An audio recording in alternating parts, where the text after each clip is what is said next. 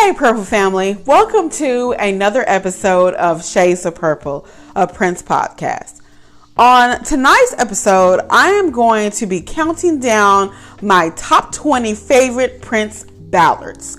So what I mean by ballads are kind of like the slower, romantic, sexy songs. So on my last countdown, I did a top 20 nasty Prince songs.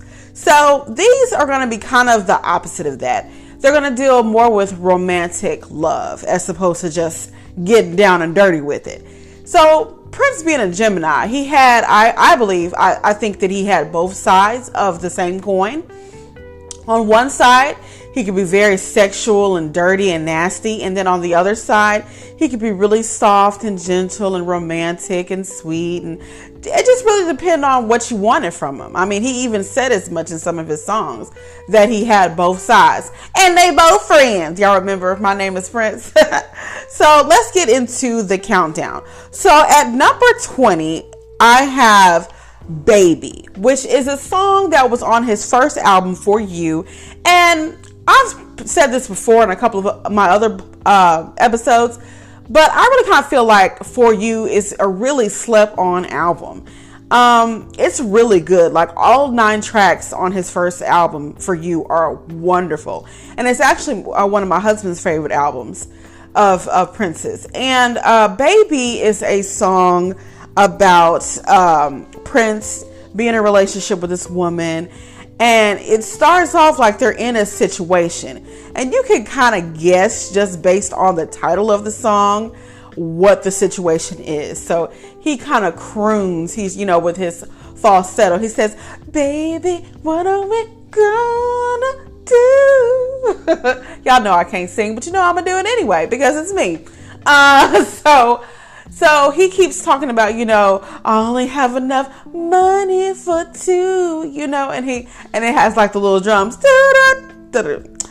And so you're just like, okay, so something is definitely going on. So he must have got this girl pregnant. And sure enough, his last line in the song is, "I hope our baby has eyes just like yours." And I think it is such a sweet song.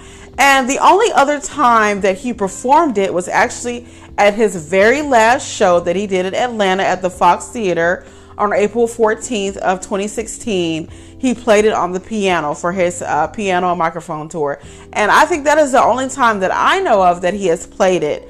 So it's a wonderful, wonderful song. It's a song that I think should have been a single. I think the only single that was on his first album was Soft and Wet, which is another great song. And I actually should have put that on my top 20 dirty list. I might have to do another nasty list, because after I did that episode, I was like, I left off songs like Sexy Motherfucker and Soft and Wet and, other songs like that. So I might go back and revise that at some point. But anyway, so 20 is Baby. So check, like I said, if you have never heard Prince's first album, please do yourself a favor and listen to it. You won't regret it. So moving on to 19 is International Lover. Now that was also on my dirty naughty list, but it also is romantic, I feel like, and it's also a ballad because he's also talking about, giving you diamonds and pearls and spoiling you. He's also, of course, there's a lot of sexual innuendo, but in a lot of his romantic songs, he does also talk about sex. So it's just like he can't really get away from the subject entirely. So International Lover was a song that was on the 1999 album that came out in 1982. And for you that, for those who don't know, who maybe just are now tuning into my podcast, I've done reviews all the way up until the Love Sexy album. But when I reviewed the 1999 album, one of the things that I talked about was the fact that International Lover was the first song that was nominated for a Grammy for Prince. But initially, International Lover was supposed to be a song for the time. But for whatever reason, Prince did not like Morris Day's vocals on the song. And so he took Morris Day's vocals off and replaced it with his own. And obviously he liked it better, and it did get nominated for a Grammy, which he did not win, but he was nominated for a Grammy for his vocal performance for International Lover. And so International Lover has like I said, a sense of romance and sex to go with it. So it's number 19. Number 18 is The One. So The One is one of those sleeper hits, sleeper ballads that was on the New Power Soul album that he did back in like 1998, I believe. Around the same time that he was going to be putting out Crystal Ball, like his 4-disc set that he put out. Now, Crystal Ball, of course, was originally supposed to come out in the 80s, but Warner Brothers rejected it at the time. So he ended up putting it out in 98, 99. But The One was one of the albums that he did where he put the New Power Generation, his backing band, as the sole focus. But on the cover of the New Power Soul album, you see Prince. So unlike in Exodus, which I believe was the first MPG album, you really don't see Prince on the cover. He is on there, but he's kind of like in his tour get up. So, but on the cover of New Power Soul is a little different. You see Prince with his little gun microphone. And that is another album that I think is really understated in his catalog. So if you're really interested in a lot of the MPG stuff that he did, Exodus is fantastic. Also, so is New Power Soul. So check that out. But anyway, in the one, Prince is talking about, what type of man he is for a woman. Like, if you're looking for a man that will wine you and dine you and have sex with you every day of the week and pay all your bills, he said, I am that one, So, I mean, and it has like this, excuse me. It has like this really sexy vibe, this sexy ambiance about it. And I love the doom, doom, doom. I can't describe it, but you just have to listen to it. And then I like the video that he did with Maite. I think that was probably one of the last projects that they worked on together before they divorced. And she actually, in her book, she talks about that she actually directed the video for The One. And I mean, it's just such a cool song, and I just love his attitude. He's just letting you know, like, if you're looking for a man that will just disrespect you and do all this, he said, I ain't the one. I'm not that one. I'm not finna do that. I'm not finna disrespect you. I'm not finna call you out your name. But I will treat you like a queen and pay your bills. Make sure you get your hair done, get your nails done. I am that one, So it's a really cool song and I love it. So that's number 18. Number 17 is Call My Name, which is on Musicology. So Call My Name, in my opinion, I think that he's definitely probably talking about his wife, Manuela, his second wife. During the Musicology era, he was married to Manuela. They got married in 2001, and by 2004, they were still happily married. And so in the song, he talks about how, hearing his name again, like he's hearing it for the first time. Now, remember when he was in his first marriage to Maite, it was when he was still the symbol. So he wasn't going by his name then. But by the time he married Manuela, he was using his birth name, Prince, again. And so I think that also representative of the transition back into being Prince again, because he wasn't Prince for 7, almost 8 years almost. He wasn't Prince. And so just hearing his name again and having it said by a completely different woman than his first wife, I think was something that made him want to write a song about it. And the fact that, of course, he was obviously head over heels in love with his wife. So it's a beautiful song. And it's one of those songs that, he just says, I can't stop writing songs about you because I love you so much. I mean, what is more romantic than that, So that is my number 17. So number 16 is Diamonds and Pearls. So Diamonds and Pearls, like I said, it is very, very special to me. It was one of the first songs that I heard from Prince. And it's just one of those songs that I could just play over and over again. And the song speaks for itself. Once again, he's saying, I will bring you diamonds and pearls, make you a happy boy or a girl, And who doesn't want diamonds and pearls? Like, Prince seems to be the type where he really likes to wine and dine his women, really show them, a good time and how much he really appreciates them. So songs like Diamond and Pearls makes me think that he was that type to just really just pour out his love and affection to his women. And from what we know about it, from what we've heard from women that used to date him, that is true. That's exactly how he was. He treated his women, even though he had women, plural, at any given point. He was never a one-woman man, even when he was married. But he had these women, believing or feeling like that they were the only woman, because he made each one of them feel special. And so it takes a lot of practicing and juggling and experience doing that. But I suspect that after a while, it probably came pretty natural to him. So Diamonds and Pearls is number 16. So 15 is Power Fantastic. So Power Fantastic is another understated gem. And it was actually composed by Wendy and Lisa. More so Lisa, I believe, than Wendy. She did the piano work on it, for sure. And from what I understand, the band at the time did all this in one take in Prince's house.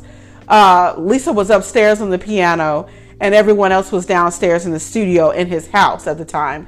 And I mean, it's just a beautiful, beautiful piece of jazz and pop and a little, it's just one of those really jazzy numbers that you put on, and it puts you in a romantic mood, because he starts off saying, late at night, the power's creeping, so a lot of people were saying in, Prince.org and other places that this song was actually written about Anna Fantastic, which of course was a woman that he dated, kind of around this time a little bit in the late 80s. And that may be true, but I'm not sure exactly how true it is.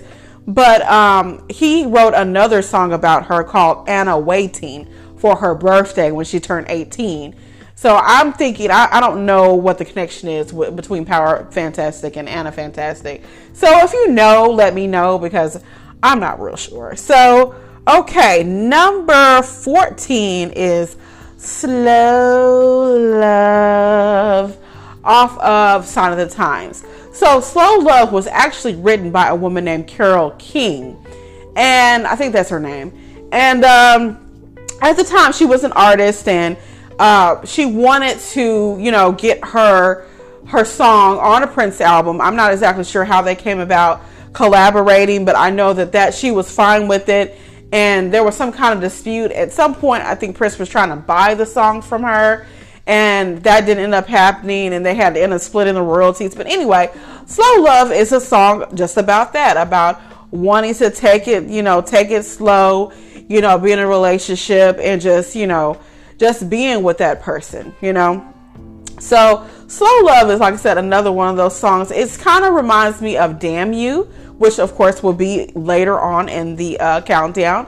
But so it has that kind of where he's kind of, singing kind of slow, but also has this kind of romantic tone to it. So I love it. I love it. It's a song that I often go back to when I get into a romantic type of mood. So Slow Love is number 14. So number 13, we have, let me see. Now I've been changing my list just a little bit, but so actually I just did literally now. And so number 13 is If I Were Your Girlfriend, which is also off of Sign of the Times. So Sign of the Times, like I said, it had a lot of bangers on it, and it had a lot of good R&B songs. And this is another one, If I Was Your Girlfriend. It has kind of a funky pop feel to it as well, but it's also essentially a love song talking about how Prince wants to be able to relate to his girlfriend like she does with her female friends. And a lot of people, thought that he was talking about him wanting to be, somebody's girlfriend. No, he's talking about wanting to be close to his woman in the same way that she's close to her female friends. And TLC, the group TLC, did a cover of this song, I think, on their first album, which I can't think of the name of right now, because I always think of their other album that has waterfalls on it, Crazy Sexy Cool. I can't remember the other one. On the TLC tip. I think that's what it's called. So I think they did a cover. They also did a cover of the Time song Get It Up on that album too, I believe. So check out TLC when you can. But that is number 13, If I Were Your Girlfriend. So number 12 is I Wish You Heaven, which is on Love Sexy, which I just did an episode about not too long ago. So I Wish You Heaven is another one of those songs that you wouldn't really think it would be considered a ballad, but once again, he's talking about romantic love and wanting to wish someone the very best. And just think about it. When you're wishing somebody heaven, you wishing them, to look above and be positive and be happy in a heavenly celestial sense. I mean, that speaks for itself. Love Sexy, like I said in my review, was all about positivity and thinking on things above. And so I Wish You Heaven represents that, but it also represents romantic love as well. So that is number 12, right? Am I right? I think I'm keeping up with it right. So number 11 is Somewhere Here on Earth, which is on, now let me think. Somewhere Here on Earth, I believe it is on, I think it's on 2009's Lotus Flower, but it could also be it's on Planet Earth. Those are also some albums that I sometimes get the songs mixed up on. I mean, guys, he had 39 albums when he was alive, so sue me, okay? But I believe it was on Planet Earth. But Somewhere Here on Earth is very similar to Power Fantastic in that it has another jazzy feel to it. Beautiful, beautiful song. He has a falsetto that just won't quit in this song.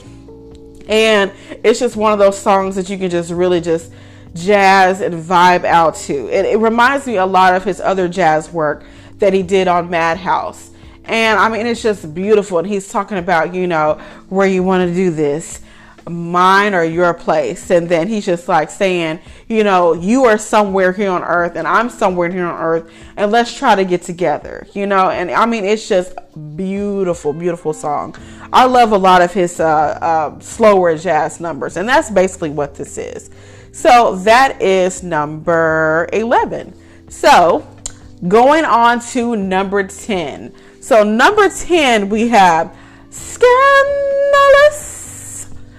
talking about you and me, marvelous. So Scandalous was on the Batman soundtrack album, and it was one of those songs. Now on the Batman album, he did different songs as different characters. So some of the songs were about Batman, some of the songs were about Joker, and some of the songs were about Batman and Vicky Vale. And so this was a song that was about Vicky Vale and Batman and their kind of entanglement, if you will. So this was a song that that kind of also had to grow on me at first, because I just thought it was kind of corny, to be honest. I'll just be bluntly honest with you when I first heard it. But then after a while, I just really got into it. And it's one of those songs that if I, want to really listen to something kind of slow and sensual and sexy, I come back to this. This one was actually on my Dirty Nasty list too, because the fact that we have Miss Kim Basinger moaning in between some of the lyrics. But I still consider it to be also a romantic ballad, and that he is saying that despite, him wanting to, get down and get dirty, he's saying that he wants her to feel him and just be in his presence and just be there with him, And so I think that's also a romantic sentiment, I dare say. So that is number 10. So I kind of feel like I'm skipping a number. So I'm sorry if I did, because some of these are honestly just really coming off the top of my head. So just forgive me on that. So that's number 10. Number 9 is actually, I think some people are going to be surprised that it's not higher, But number 9 is Do Me Baby. Now, Do Me Baby was my number 1 for nasty songs. But Do Me Baby was, to me, also a romantic song because it's one of those songs where you know something is about to happen and you just kind of, because he said, here we are sitting alone in this empty room, you know, staring each other down, you know. So getting kind of intense. And I'm choosing it as a ballad, obviously, because it is also a slow, sensual song. So a lot of these songs aren't as romantic, but of course it's Prince. So at this point, we should all expect that, right? So number 9 is Do Me Baby. So number 8 is The Most Beautiful Girl in the World, which was on the Gold album. Now, before he placed it on the Gold album, he just had it as an independent single because he was trying to prove a point to Warner Brothers at the time that he could have a hit and didn't need their distribution to make a hit. And so that's what he went through. EMI, I believe, was a distributor that he went through, and it became his first number 1 hit in the UK. And so after the song blew up, Warner Brothers had to stand up and take notice and say, okay, Prince, we see you. All right. So you're going to go ahead and put it on the album, you know, because at the time in 1994, there were 2 albums that were coming up to be released. The Come album and then the Gold Experience. And Prince wanted them to be released on the same day because the Come album was still under his birth name, Prince. And then the Gold album was going to be the first Symbol album. So he wanted them to compete to see how well they would do against each other, but Warner Brothers wasn't having it. So to make a long story short, Come came out in 1994, and the Gold Experience didn't come out, I believe, until like the summer of 1995. So there's that. But the Most Beautiful Girl in the World, also, there's another myth about this song that I want to dispel. So this song is not about Maite, okay? Even Maite would state that in her book as well. It's about all women in general, because all women are beautiful in their own way. And if you pay attention to the video, Maite is nowhere in the video, okay? So that should be another indication that the song is not about her. He had a plethora of women in the video. He had women of all sizes, all ages. So just to represent the fact that, you know, all women are not one thing. And I really appreciated that from Prince, and the fact that he was willing to be like that, because he gets so much, you know, shit from people who swear that, you know, he's a colorist and he doesn't like black women and he only dates certain type of women, which none of that was true. And even if it was true, you should be able to date whoever the fuck you want to date, okay? Regardless of what people say about you. And that's for men and women. I have never understood why people are so like, you have to date this race, or you have to date, you know, just like, that is none of your business, okay? Who anybody dates. You can't dictate to people who they like or who they shouldn't like. But okay, let me stop. I'm finna get on my soapbox with that. But that just really irritates me. And Prince isn't the only person that they've said that about. But, you know, of course, I'm going to always defend my guy. But, okay, so the Most Beautiful Girl in the World. Another thing that I really like about this song is that his falsetto, once again, is so beautiful. And it is just like flawless in the song. And then he goes from his high falsetto to the low baritone, you know, toward the end of the song, could you be? You know, I'm just like, wow. And I mean, he looked great. His makeup was on fleek. I know they don't say that word anymore, but I'm going to say it now. His makeup was on fleek in the video, and he just looked wonderful. So number 8 was The Most Beautiful Girl in the World. So number 7 is Nothing Compares to You. So this has also been on another one of my list of favorite songs of all time. But Nothing Compares to You is just that. I mean, there's also been rumors that, you know, you never know who, if anybody, he wrote this song about. But Susan Rogers, who was a engineer of Prince's for several years back in the 80s, during his high point in the 80s, said that the song was about his housekeeper. So I don't know how true that is. And then Susanna Melvoin seemed to think that the song was about her. So I don't know who the song was about, but the lyrics are absolutely beautiful. And there are like so many different versions of this song now. Of course, the most well-known version is Sinead O'Connor's version, which I have said before, I don't really care for. And not even so much because she's a batshit crazy and, you know, talked all this shit about Prince both before and after he died. Not even that. But I don't know. Hers just sounds very depressing to me. And the song, while it is a melancholy song, don't get me wrong, it's just when Prince and when he was doing it with Rosie Gaines as well, that version, it didn't sound as depressing. And even the Family's version to me is better than Sinead O'Connor's version. And I just recently heard the Family's version, maybe like I was watching a YouTuber named Just Jam It. He actually did the whole Family's album, but I actually heard it before that because I actually took time out to listen to their album for myself, like last year sometime, and it's almost a haunting version of the song, and so I also can appreciate that. But Nothing Compares to You, like I said, and I've said this before, is a song that I think it's a romantic song. It is a song about losing someone that you love. But I mean, to me, that's still romantic because, you know, when you love somebody, you don't really think about it, you know, too much until they're gone. Like, and it makes me think of my husband, you know, because sometimes I know, and this is me getting a little personal, but my husband, sometimes I think he thinks that I take his presence for granted. I don't. But he, you know, being married and, you know, going through those, you know, rigmaroles of that. But I love my husband very much. And out of all the Prince songs, this is the song that always sticks out to me. Anytime I think about my husband, is Nothing Compares to You. So, Nothing Compares to You, Gabriel. I love you. So, moving on to where are we on? Number 6. So, number 6 is Morning Papers. So, Morning Papers to me is probably one of Prince's most romantic songs.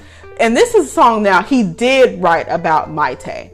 And he talks about, you know, the fact that she's so young and that he wants to, you know, needs to take it slow and that he has to wait, you know, for her to become of age. But one of the most romantic lines that Prince says in this song is, if he poured his heart into a glass and offered it like wine, she could drink it and be back in time for the morning paper. I was just like, wow, that is so beautiful, but also kind of graphic in a way, but it's so, so pretty. And he talked about, you know, the raindrops in her hair, you know, just how she looks and how beautiful she is. And he did a lot of, you can tell that, you know, at this time that he was really infatuated with Maite at this time.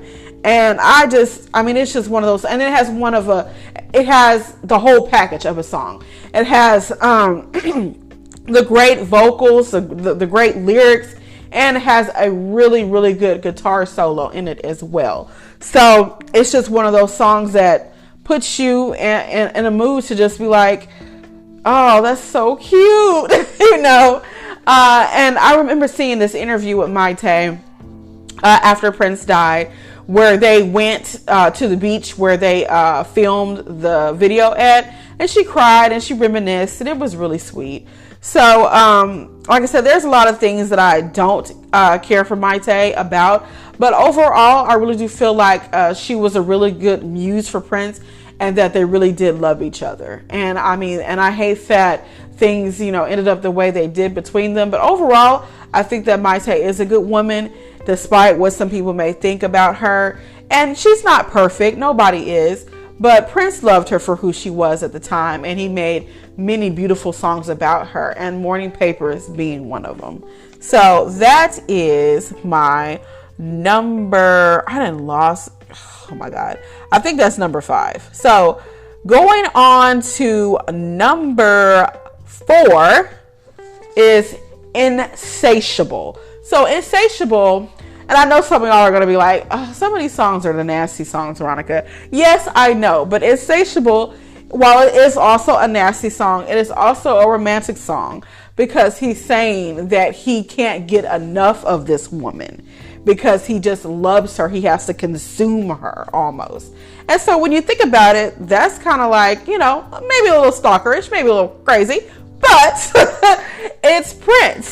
So Insatiable is also another song where, it'll put you in a type of mood, where you want to not only just, get down with your guy or girl, but, you just sit back and think like, oh, I'm just falling in love, because at the end he says, oh girl, I'm falling. I think that's what he says. So he's falling, and he's falling hard. So that is my number 4. So number 3 is Damn You. So y'all knew this was coming. Damn You is, oh my God, probably one of his best ballads in his whole catalog. I don't know why I can't talk. But believe it or not, Damn You was also another song that at first I wasn't, impressed with it. And I know looking back now that sounds crazy because I love everything about this song now. But I told you, sometimes your girl is a little slow on the uptake, okay? I don't know why, but I just am. So just forgive me. But Damn You is a wonderful song. I loved the video where he's panning out toward, all the women, all of them, of course, were gorgeous. And he's, he's singing about, wanting to, be like animals. And I'm trying to think of the lyrics, y'all. But you're so fun, he's just so like another all-consuming song, because he's talking about, when we make love, I can't hold back. He said I'm like having 100 million heart attacks. Like heart attacks, y'all. 100 million, that's a lot, and a very much a hyperbole, but we get it. So Damn You was also another like video where the visual was just popping. And Prince has those very bedroom and alluring eyes, and that's probably one of the best qualities about him is his eyes, and he knows that, and he uses that up, I believe, to a certain effect. Because when you go on YouTube and you go to some of the comments on there, they talk about, okay, well, Prince just took your girl, and at the moment that he took your girl was when he looked back at the camera with his beautiful eyes. So that is Damn You at number 3. So number 2 is When Two Are in Love. I love this song. So When Two Are in Love is actually on 2 albums. It's on the Black album and it's on the Love Sexy album. And When Two Are in Love is just another ballad that I think is understated. It's understated for whatever reason, I don't know. But Prince obviously loved the song because he put it on 2 albums.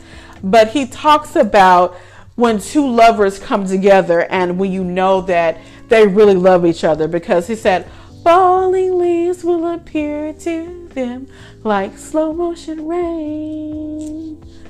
Slow motion, when 2 are in love. And I mean, he's just like, and he talks about how, like I said before, when I mentioned talking about this song on the Love Sexy album, how, foreplay is mental. It's not anything physical really about foreplay when you first start, and so he talks about getting into a woman's mind to get her ready for the actual act, as he says. So it's romantic in the way that he talks about, what new lovers to kind of, the transitions that they go into, and how when you're first in love with someone, how, the sun rises and sets, on their face, and how, nothing else matters but the love that you have for that person. And so Prince knew what it was to be in love. And so he was in love several times probably throughout his life, and not just with his wives either. I really do feel like he was in love with some of the other women that he was with, and particularly I think Vanity. But at the time, I just don't think that he really knew how to express himself if it wasn't through a song. Because as I've said often before, Prince didn't really, he wasn't the best communicator verbally, but when you could get him to express himself in a song, then that's when you were getting what Prince was really trying to say, and what he was really trying to communicate was through song. That was his way of communicating with people. So number one. Okay, I know that was weird. Sorry. Number one is Adore. So of course y'all knew this was coming. Adore is probably the best ballad, in my opinion, in Prince's catalog.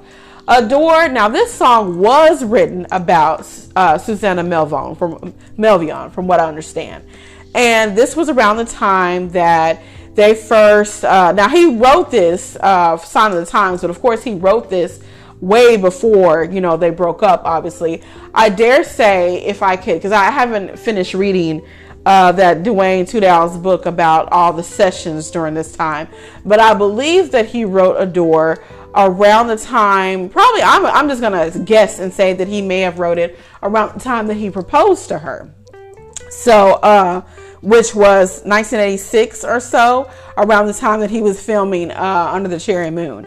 And so in the song he talks about, until the end of the time I'll be there for you. You own my heart and my mind. I truly adore you. If God struck me blind, your beauty I'll still see. Love is too weak to define just what you mean to me. Those lyrics are deep. Do you hear me? He was over the hill in love with her. And it's beautiful. It really is. And everything about this song, from his falsetto to, he even put a little comedy in there, smashing my ride, but maybe not the ride. He just said, I got to have your face all up in the place, because I am a man of exquisite taste. And he is, so he even bragged on himself a little bit in this song. This song has something for everyone. And I've said this before about Adore, but it is true. Prince wrote this song for Black radio. And for Black people, it remains probably the best Prince song in a lot of Black people's mind, because it is a straight R&B song. And he really didn't do a whole lot of those, especially during this time. So I think that's another reason why Adore stands out, and it is my number one. So let's talk about some of my honorable mentions. And some of my honorable mentions, y'all gonna be like, what? Why did you not put that on the list? Well, like I said, with my nasty list, I might have to go back and do a little revising. But on my honorable mention list, I have The Beautiful Ones, which is actually my favorite Prince song of all time. So you would think that I would have put it on the list. But I tried to put it, but I was just like, well, it's a ballad, but it actually kind of turns into like a rock song toward the end with the screaming. But that's what makes it even more enduring as a ballad, because he is really trying to say, look, it even says, look at him, So Beautiful Ones is just a beautiful song. And I believe that he did write that about vanity. Now, there have been some, that believe that it was about Susanna. But at the time, he didn't really know Susanna as well as he knew Vanity. Vanity, at this point, was getting ready to leave his camp after they had broke up, and she had turned down Purple Rain. And so he would even say later in a 2015 interview with Ebony Magazine that that's kind of where his headspace was, that Vanity had just left. And he also wrote it, he said, for the movie, with the back and forth between him and Apollonia. And that whole scene, do you want him? Do you want me? That whole type of thing. So Beautiful Ones was one of my honorable mentions. Another honorable mention was Forever in My Life. So Forever in My Life is another song that's kind of talking about marriage. And it was a song that actually JFK Jr. and his wife Carolyn Bessette, I believe it was their first dance at their wedding. Of course, rest in peace to both of them as well. But I believe they got married like around the time that the song Sign of the Times came out, like 88, 87. And Forever in My Life is another song where Prince is saying, it comes a time in every man's life where he's ready to settle down and get married and, do the right thing, and so that's, I think, what his intentions were with Susanna, because Susanna, I think, was another woman that he really, really fell in love with and that he really wanted to marry. But once again, Prince just could not be faithful to save his life. So, but he did still write beautiful, beautiful love songs. So let me see what else I got. Yeah, I think that's it. Oh, one more honorable mention. Purple Rain.